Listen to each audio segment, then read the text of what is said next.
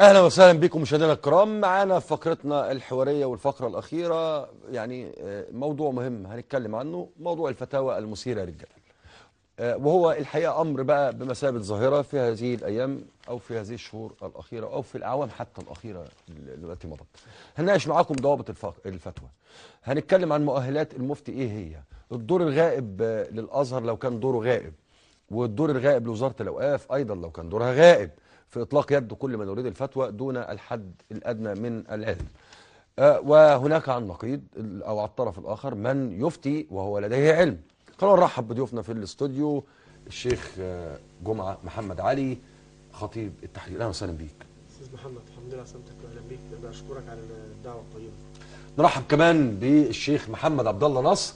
وكلنا عارفين الشيخ محمد عبد الله نصر وشفناه دايما في التحرير وهو بيخطب وفي اماكن كتير، وشفناه ايام الاخوان وطلع معانا شخصيا في قناه الفراعين وانا بقدم فيها برنامج، وكان سيفه ساخن على الاخوان. اهلا بيك يا شيخ محمد. اهلا بحضرتك. هبدا بيك يا شيخ محمد على طول. احنا الحقيقه يعني ليك فتاوى كتير يعني، ومن ضمن فتاويك انك حللت الرأس واعتبرت بدله الرأس افضل من النقاب. ازاي الكلام ده؟ الحمد لله وكفى وسلام على عباده الذين اصطفى. بادئ ذي بدء. أنا خطيب التحرير وخطيب ثورة الثلاثين من يونيو. طب احنا عندنا هناخد فاصل سريع عشان في حاجة عندهم في التقنية ونرجع مرة تانية. كتير في الميدان عشان ما حدش يضحك علينا.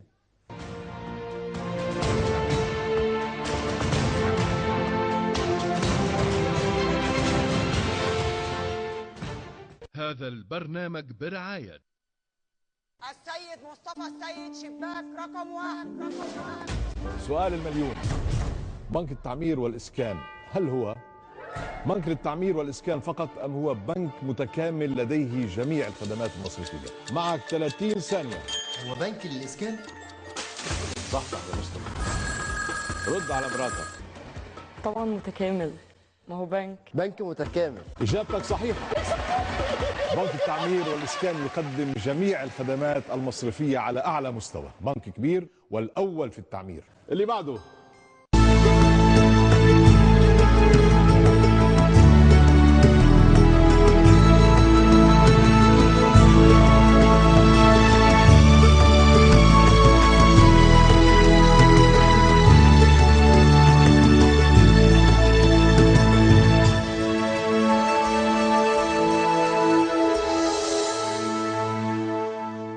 الفرح يجمعنا. يا صحابي يا أهلي يا جيراني، أنا عايز أخدكوا في أحضاني. والقمر يجمعنا. سيداتي آنساتي سادتي، مساء الحب عليكم. والكلام الحلو معنا ليه معنى. أنا النهارده لابس أحمر غصب عني. مراتي ملبساني أحمر بالعافية. مع إنها ما لبستش أحمر. عايز ألبس لون تاني. نضحك. بحب البنات. أوكي. وبعدين بقى ونسهر. فكرة البيت والأسرة والولاد، هموت وخلف من وأنا عندي 18 سنة. ونحلم.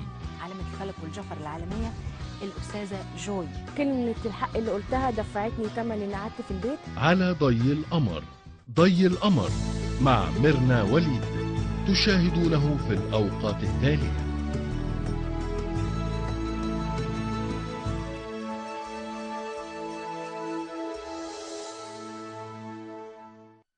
القاهرة، مصنع الرجال ونبض الأمة وصوت العروبة والفن والثقافة والكرة. نتناول أهم الأحداث. مصر كانت واعية جدا لمسألة سيناء، وإنه المسألة حياة وموت، مش تهريج ولا مجموعة عصابات بترتاح هناك. ونكشف المخططات. وابتدت بقى حروب الجيل الرابع على على أعلى مستوى. ونحلل المباريات. شيء طبيعي في الكورة انك تكسب او تخسر او تتعادل، ودي الثقافة اللي انا نفسي ان احنا نتعلمها، والجماهير قبل اللعيبة، والجماهير قبل اللعيبة. كل هذا تتابعونه في هنا القاهرة مع الكابتن مصطفى يونس، تشاهدونه في الأوقات التالية.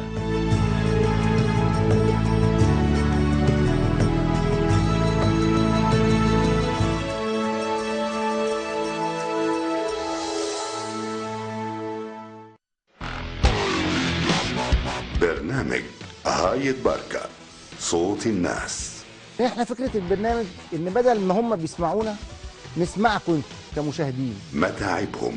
هايد بارك ده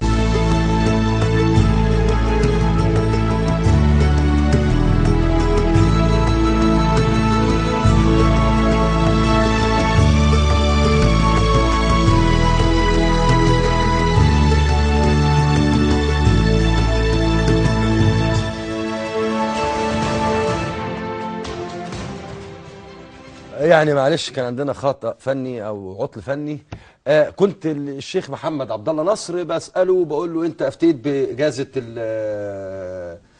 باجازة بدلة الرأس وحلتها وقلت ان هي افضل عندك من النقاب، ويعني انا بقول له زي كل مصر ازاي. الحمد لله وكفى وسلام على عباده الذين اصطفى. رب اشرح لي صدري ويسر لي امري واحلل عقدة من لساني يفقه قولي. البداية لا خطيب للتحرير ولا خطيب لثورة الثلاثين من يونيو سوى الفقير إلى الله محمد عبد الله نصر. امال الشيخ مظهر؟ الشيخ مظهر يوم 24 أغسطس 2000. ده مش موضوعنا يا باشمهندس. ده كده لا كده هيضيع. احنا عايزين نخش في الموضوع. يا شيخ محمد انت جاي تتكلم عن نفسك؟ قدمك بالخطأ يا استاذ محمد. انت جاي حضرتك تتكلم عن نفسك ولا جاي نتكلم في فتاوى هزة العالم كله؟ يا شيخ جمعة انت كنت من خطباء التحرير ولا لا؟ والله هو اللي يقول. والله لا انا بسألك انت. هو اللي يقول. طب يا شيخ لا اقول اللي اعرفه ان الشيخ جمعة كان بيتصل بيا ايام الاخوان، ايام ما كان بيقول لي ما ارجوك ما تطلعش تدي مرسي ونديهم فرصه. ده اللي اعرفه عن الشيخ جمعة. لكن ما اللي اعرفه فندق الاسماعيليه فوق والدولاب ونظرف في الفلوس. طب ايه فندق الاسماعيليه اللي في ظهر المنصه يا محمد بيه؟ كده البرنامج هيضيع بالفاضي. لا احنا جايين دعني اوجه الحلقه. دعني اوجه الحلقه واديرها كما موجود عندي. انا ما خطبتش. لا توجهني. لا جاوب على السؤال. انا لا خطبت ولا خدت تحرير. خلينا في اصل الموضوع. احنا جايين النهارده لفتاوى شيطانيه صدرت من الاستاذ محمد عبد الله. الفتاوى الشيطانيه، لكن انا بسال انت بتقول انا خطيب التحرير في الفاصل، بتقول الشيخ محمد كده والشيخ محمد قال لك لا خطيب للتحرير الا انا. نرجع للاصل. اصل انا قدمتك بكده يا فندم. يا فندم انا قدمتك بكده. انت مش اتصلت بيا يا مولانا وقلت لي هرديك من الاخوان هرديك للاخوان وبطل تنزل في الدور. انت عندك معده ما شاء الله، ناس محترمه و10 على 10. تخش كده تكتب على اليوتيوب الشيخ جمعة خطيب التحرير. خطيب التحرير ايه يا شيخ جمعة؟ يا فندم اسمع هذا.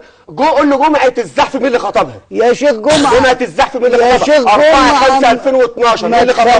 مين يا شيخ؟ ما خليناش نفتق على اللي في الميدان. مين اللي سرق سيف سيمون بوليفار؟ مين اللي قتل العيال في الميدان ولبسهم الجيش والشرطة؟ مين النائب والشيخ اللي عملوا اشتباكات عند الفندق عشان يسرقوا السيف؟ ما اعرفش. كله هيرجع الكلام ده. انت بتتهم اتهامات خطيره. يا فندم اتهامات عايزه. طيب اللي يقول عايزه ممكن احنا جايين دلوقتي. بص انا جايب لك امهات كتب اهي، امهات كتب. طب سيبنا اجاوب على السؤال قدام الناس. اجاوب على السؤال. هنتكلم عن فتاوات. الرقص ليس حرام، الرقص افضل من النقاب، الجنه ليست للمسلمين فقط، النقاب جريمه بنص القران، لا توجد كنيسه في الاسلام، لا يوجد حد في الاسلام، لا يوجد رجم في الاسلام، وان الحجاب ليس فريضه والجنس بين غير المتزوجين جائز. ماشي يا شيخ جمعة. لا يوجد في القرآن عدم الصيام للحائض والحائض أن تصوم. انا هضطر انهي الحلقة لان الحقيقة انت بتاخد دوري. انا عايز اتكلم بقى. انت بتاخد دوري على السؤال. يا شيخ محمد جاوبنا على سؤال اولا وهنبتدي بالفتاوى دي فتوى. جميل. والشيخ جمعة من حقه يرد على كل كلام. جميل. اتفضل. اولا انا احذر المصريين من الاعلام الصهيوني الوهابي الذي يحرف كل كلمة اقولها، لانني ادعو الى دين الله وحده وادعو الى عدم الشرك. اولا أنا لم أفتي وأنا ضد منصب الإفتاء وأقول أن الله تعالى هو المفتي الوحيد في الكون، لا مفتي غير الله، والدليل من القرآن يستفتونك قل الله يفتيكم ولم يقل محمد يفتيكم. فبدء ذي بدء أنا لم أفتي أبدا. فتحدث التربعة بتاعت محمد الغيطي. ما تخلوش قاطعني. احنا بص بقى الحلقة احنا في النظرة. ما خلوش يا شيخ جمعة احنا في النظرة. اتفضل. حضرتك له حق انه يتكلم وحضرتك هتاخد حقك في الكلام انك ترد. انت كده بتضيع لنا الوقت. حاضر انا اسف. الساده المشاهدين من ادب الحوار ان انتوا شاهدين، انا مش هقاطع حد فسيبوني ارد. محدش جه ناحيتك. ماشي.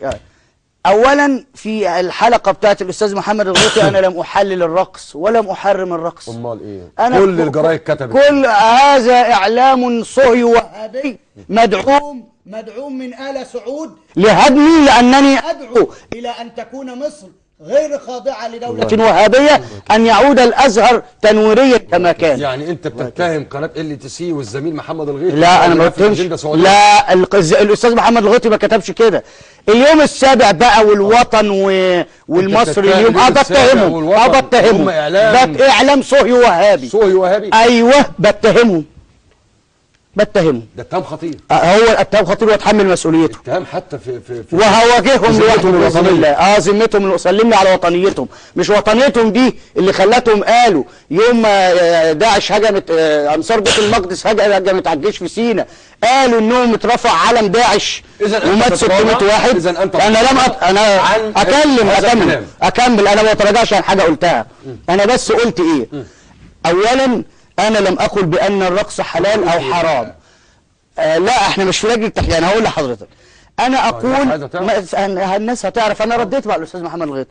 اولا الامه التي تبني كل شيء فيها على التحريم وتنتزع حق الله سبحانه وتعالى في التحريم ثم بعد ذلك تحلل ما حرمه الله هي امه كاذبه. الحق ان هناك محرمات في كتاب الله ذكرها الله عينا ونصا، وهناك حلال ذكره الله، وهناك مباح سكت عنه الله سبحانه وتعالى.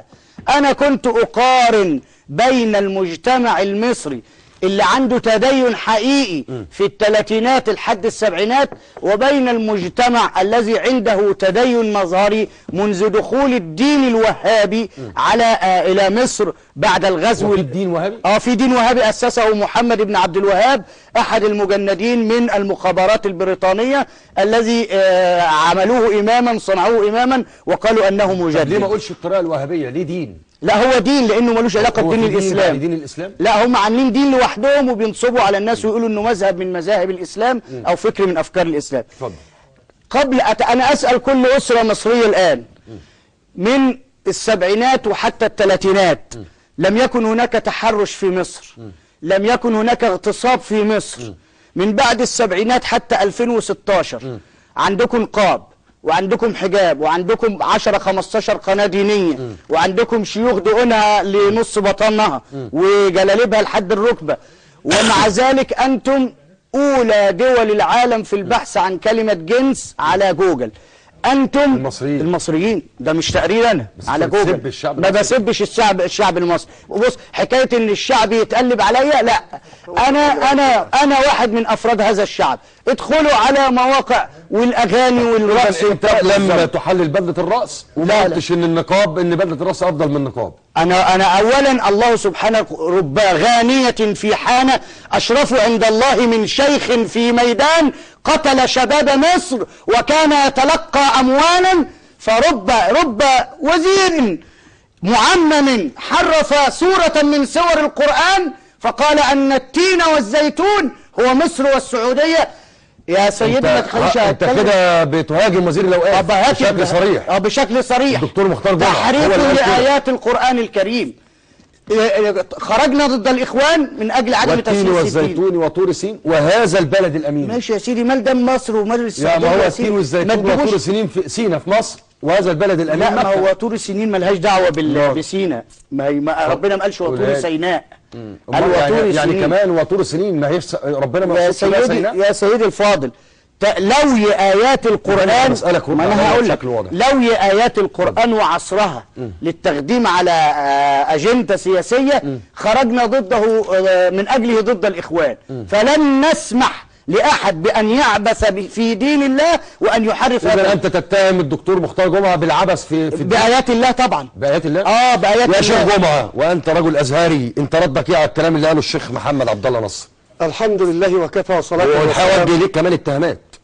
الحمد لله وكفى وصلاة وسلاما على عباده الذين اصطفى. وارض اللهم عن سيدنا أبا بكر وعمر وعثمان وعلي، وارضه اللهم عن أمهات المؤمنين الطاهرات العافات. وبعد، أولا أنا بقدم الشكر والتقدير للقناة والبرنامج وفريق البرنامج، وبعتذر للسيد المشير محمد حسين طنطاوي لما صدر مني في إحدى الدول العربية أنني تهكمت عليه، وأقول له السيد المشير أنا بعتذر لك على الهواء مباشرة من خلال برنامج محترم خط أحمر الأستاذ محمد موسى. ندخل في صلب الموضوع. اتفضل. الأستاذ محمد عبد الله نصر متلون، ولما يلاقي هجوم يكذب بالنص. انت بتتهمه بالتلون والكذب. بالتلون والكذب. طب انا طبعا مش بقى ما تعنيش بقى ماشي. محمد عبد الله النصر في حوار الشيخ محمد عبد الله النصر. لا انت شيخ على نفسك انت. لا يا جمعه يا جمعه يا جمعه حق المنصه بدل ما ده بالجزمه والله العظيم الجزمه دي تنزل على وشك. لم نفسك هذه اخلاق لم نفسك ده اخلاق على الازهر. ده اخلاق انت عاد من عني يرضيكم يرضيك ايه؟ يرضيكم ايها المنافق. هذه اخلاق المسلم. شايفين انت الازهر. شايفين لعنه الله عليك. جزاك الله خير. لعنه الله عليك. جزاك الله خير. لعنه الله عليك. جزاك الله خير. انت الازهر. جزاك الله خيرا. جزاك الله خير. قاعد في جزاك الله خيرا. والحدين يقول لهم جزاك الله خيرا. البخاري جزاك الله خيرا. ماليش في حاجه. جزاك الله خيرا. ده زنديق. اقفل الحلقه. ده زنديق يخبط بالدولار. ما ينفعش يقعد معانا. انا جاي عشان خاطر انت بس. سامعين؟ ده انتوا النعال بس. بقول لك ايه؟ انت النعال.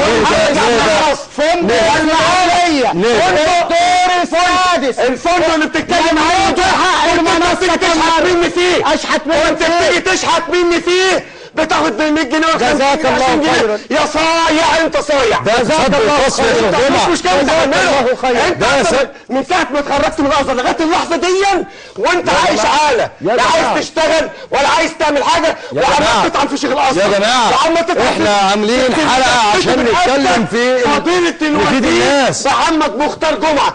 محمد مختار الذي اصدر قرارا بعدم الصعود على المنبر. يا جماعه ايه؟ فوق لنفسك. يا جماعه بتتكلم جمعه. احنا جايين نتكلم نفيد الناس. فوق لنفسك. مين اللي قتل عمرو يا جمعه؟ فوق لنفسك بلا عمرو بلا عمرو. مين اللي قتل سالم يا انت جمعه؟ معروف في مصر انك كذاب ومتلون ومنافق. انت ومظهر سرقت مظهر التليفون.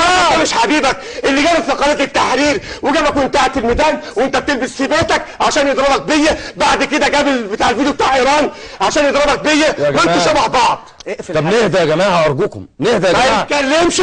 طيب نهدى يا جماعه. نهدى. انا ما تفكرنيش ضيف اي كلام. ضيف سنه ارجوك يا استاذ جمعه نهدى. ده الامور عادي كتير. عايزين نفيد الناس يا جماعه. نفيد ثانيه يا استاذ محمد. مفيش افاده. عايزين نفيد الناس. الراجل رد وانت المفروض ترد عليه. ارد يا فندم لو سمحت. يعني بدل انا عشان طب انت ترد عليا. انا سالت سؤال. اتفضل. تعترف بالبخاري؟ لا ما تعترف بالبخاري؟ الساده المشاهدين تعترف بالبخاري؟ انا اعتذر عن عدم استكمالي على لان اخلاق الضيف. لا اخلاقك انت فين؟ ده انت يا عم سيبه يمشي يا عم. رفع الجزمه يا عم سيبه يا عم يمشي. يا عم ربي ضيفك. انا ما بربيش الضيف. انت بتشهد ولا جزاك الله. احمد مصطفى موجود. اتصل بيه دلوقتي. احمد مصطفى مش قال لك واحنا ماشيين مع بعض يا محمد بلاش شرب الخمر. قلت له تبت خلاص يا ابني بطل. اكذب. تيجي لغايه الجمعه تقف معايا كتير. لا يضر. تيجي لغايه الجمعه. لا ثم مين يا راجل مصر كلها عارفاك. مصر كلها عارفاك. ولا تقدر ولا تقدر ولا تقدر. انت راجل فاسق يا جماعه. انت راجل فاسق. تسب صحابه النبي محمد. تسب مشايخ الازهر. تسب العلماء. تسب شيخ الازهر. تسب مباشره تسب السيد الوزير. لا يصح هذا. يا عم لا يصح هذا. ماشي ده محدش. انا سهرت على هذا البرنامج. شكرا يا جماعه. لا يصح هذا. اقعد يا شيخ محمد. يا عم متريبين يا عم اقعد متوضع احسن منك. اقعد مصر كلها عارفاك انت مين. متسول. لا يا جماعه يعني انا الحقيقه يا استاذ محمد يا استاذ محمد يعني الحقيقه انا بعتذر. بص ورا الخلفيه طب يا شيخ محمد ماسك لي ايه؟ انت مسكت له شاكوش ليه؟ المشاهدين وهو انا شاهد. انا شاهد. هاتوا الشاكوش يا جماعه اللي كان ماسكه. ايوه كده. هاتوا الشاكوش اللي كان ماسكه. يا فندم لو سمحت هاتوا الشاكوش من فضلك. هاتوا الشاكوش عشان تبقى منافق والشارع. انا هقوم اجيبه قدام الكاميرا بشكل. انا هقوم اجيبه بشكل تاني. انا هقوم اجيب الشاكوش. هات الشاكوش يا فندم. الشيخ محمد عبد الله نصر. اتفضل. الشيخ محمد ده الشاكوش اللي كان ماسكه الشيخ محمد. بيشاور له بيقول له هضربك بيه. بيقول له هضربه بيه. اتفضل. وانا الشيخ محمد خارج بره اللي بيقول لي رب ضيفك. الشيخ محمد بيقول انا مستنيه بره عشان اضربه بره في الشارع. ده بلطجي الحقيقه يا استاذ محمد. انا حزين. انا حزين. هي دي اخلاق الناس اللي المفروض ان هم يكونوا علماء. علماء يدرسوا علم الدين للمسلمين. لا ابعد ده ابعد خالص. ابعد كلمه علماء عنه وشيخ عنه. انت شو قلت له شيخ؟ ده بقول له استاذ بس احترامه للبرنامج، ده انسان ما ينفعش. شيخ جمعه حزين الحقيقه يا استاذ محمد معلش بقى عشان نستغل برضه عشان المشاهد يستفيد حاجه، معلش احنا اسفين يا ساده المشاهدين. تعال بص يا فندم، ده اجى في حلقه 6 4. انا مضطر انهي الحلقه. ايوه يا فندم مش هتكلم على حاجه، انا مش هتكلم على حاجه، انا مش هتكلم يا استاذ محمد. اتكلم بعد اللي حصل. بص يا فندم كلمه حاجه يعني النهارده لما تقول ان الرقص ليس حرام، وان بدله الرقص افضل من النقاب، وان الحجاب ليس فرض وهو امر مباح يا شيخ، وانت الايه من ايات الله سبحانه وتعالى وليضرب الخيول على جبيننا. كنا جايين عشان نحاول يا فندم ده مستحيل نطرح ده مستحيل. انا جاي غصب عني يا فندم يا استاذ محمد، انا جاي ايوه انا عشان ده قبل التسجيل يا استاذ محمد شتمني وشتم الاستاذ محي خالد محي عندك، شتمنا كلنا قبل التسجيل. قلت له هتبدا بكده يا محمد. ليه ما انت قلت لي يا شيخ ميزو استفزني؟ مش انا اللي قلت، الاستاذ اللي بقول له انت ارتبطها على نفسك في كل مكان. زعلان من الراجل بره بيقول له يا استاذ يا شيخ ميزو بيضحك معاه. اما قال له قلت له يا استاذ محمد انت اصلا ارتبطها على نفسك، ارتبط على نفسك. هو نفسه في حلقه محمد اوغيت قال كده، قال ايوه انا ميزو ليميز الله الخبيث من الطيب، قال كده وارتبط على نفسه. ايوه بس زعل يا عم ده بيمثل يا ريس، ده بيمثل، ده بلطجي، ده بلطجي، ده بص بيقعد يشرب سجاير في القهوه. انت بيشرب ايوه يا فندم بيشرب سجاير وبيشرب جوزه واخد بالك وبيشرب خمره وعنده اقسم بعظمه الله وحق من قال الله. فاهمك ايوه. الشيخ مظهر شاهين دلوقتي، شوفوا لنا الشيخ مظهر شاهين يا جماعه عشان نرد اتصلوا بيه بقتل ناس. اتصلوا يا فندم، ده راجل ده كذاب، ده بص تعصره كده تنزل منه كذب، عنده قارات دمويه وقارات كذب الاثنين متوافقين مع بعض. يا فندم ما فيش تصدق يا فندم ده راجل معتوه. ماذا ده سفيه، هتاخد على راجل سفيه معتوه يا فندم. خش على صفحه جمعه محمد علي بالعربي، جمعه محمد علي، شوف التعليقات لما انا قلت اليوم متوجه القاهره لمناظره فلان الفلاني، والله قالوا لي عيب عليك هتنزل من نظرنا انك هتقعد مع الشخصيه دي، بالله العظيم بالنص كده. في علماء اتصلت قلت له انا معاكم داخله، قال لي ما ينفعش ولا اكلمه، قال لي يا استاذ جمعه ده انت بمجرد تبص له كده النظره دي سيئه، النظره دي مشاهدك ليه سيئه، فما ينفعش يا استاذ محمد. لو كان يلتزم الادب انا كنت مستعد، انا جاي مستعد يا شيخ جمعه. خلاص ما اقدرش استكمل الحلقه بالشكل ده. اشكرك يا شيخ جمعه، بعتذر لحضرات المشاهدين، انا اسف جدا، انا اسف جدا، ما كنتش ابدا اتصور ان دي الحقيقه تبقى طريقه المعامله ما بين الشيوخ وما بين بعضهم. لا ما هوش شيخ هم المفروض يصدروا لينا علوم الدين، ما هوش ولا علوم دين ولا ليه علاقه بالدين ولا الشيخ. بعتذر للاستاذ خالد محي الدين المدير التنفيذي لقناه الحدث اللي شتمه الحقيقه، اللي هو كمان اتعرض لاهانه من الشيخ محمد عبد الله نصر علشان بيقول له يا شيخ ميزو، والحقيقه مش شايف عيب في ميزو، يعني ما اي واحد ليه اسمه يلعب بيقولوا لك يا ميزو، راح شاتم مدير القناه. الكلام ده قبل الهوا على طول، في منتهى الحقيقه يعني في تجاوز غير يعني محدود. انا بعتذر للاستاذ خالد، انا عن نفسي محمد بعتذر له ان الاهانه دي اتوجهت له قبل الهوا مباشره. استاذ خالد انا بعتذر لك، بعتذر لكل واحد جاي الكتب دي شعب مصر كله يقدر تشوفها، يعني الكتب دي كلها يا اخوانا، الكتب دي كلها جايه عشان نتكلم في مساله الرداد الرقص حلال ولا حرام جدا. مش عايز الحلقه. اشكرك يا شيخ جمعه، اشوفكم الاسبوع الجاي، السلام عليكم. هذا البرنامج برعايه السيد مصطفى السيد شباك رقم 1. سؤال المليون، بنك التعمير والإسكان هل هو بنك للتعمير والإسكان فقط أم هو بنك متكامل لديه جميع الخدمات المصرفية؟ معك 30 ثانية. هو بنك للإسكان؟ صح يا مصطفى، رد على مراتك. طبعا متكامل، ما هو بنك متكامل. إجابتك صحيحة. بنك التعمير والإسكان يقدم جميع الخدمات المصرفية على أعلى مستوى، بنك كبير والأول في التعمير. اللي بعده